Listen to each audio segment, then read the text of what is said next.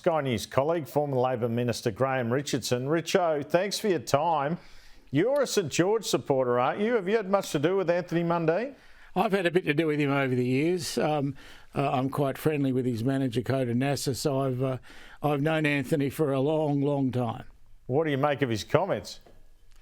Well, look, I mean, Anthony sometimes lets his mouth get ahead of his fists, and I don't think he's qualified to say what he says on some of these things, not because of educational experience, but because this bloke, I think he's a very unusual type. He absolutely needs to be out there commenting. He loves to see that.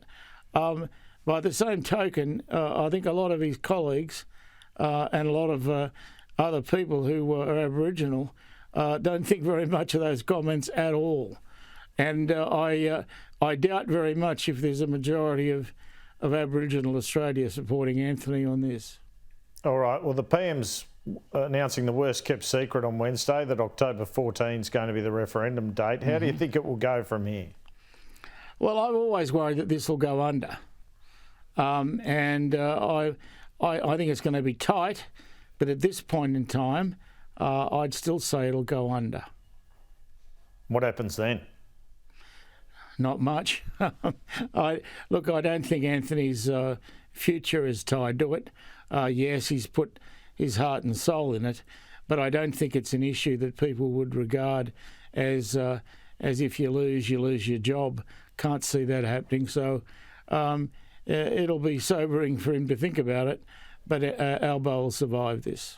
The Treasurer was on Sunday Agenda yesterday talking about the headwinds caused by a declining Chinese economy and the effect of interest rate rises.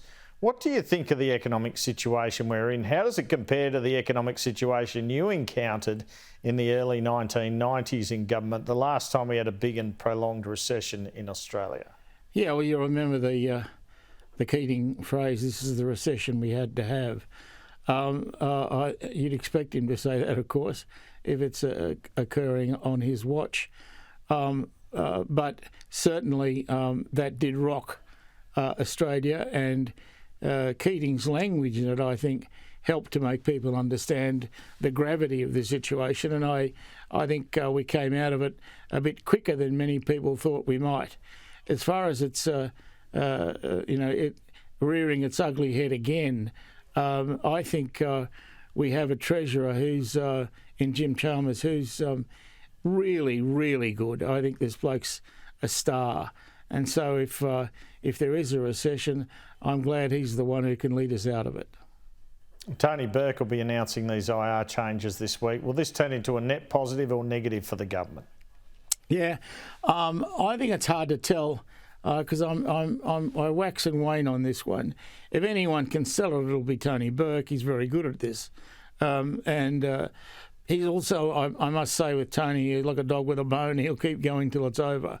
He doesn't rest, and that's a strong thing in his favour in politics. So I wish him well, but it's a really tough one, and I'm not prepared to predict at the moment. I just don't know.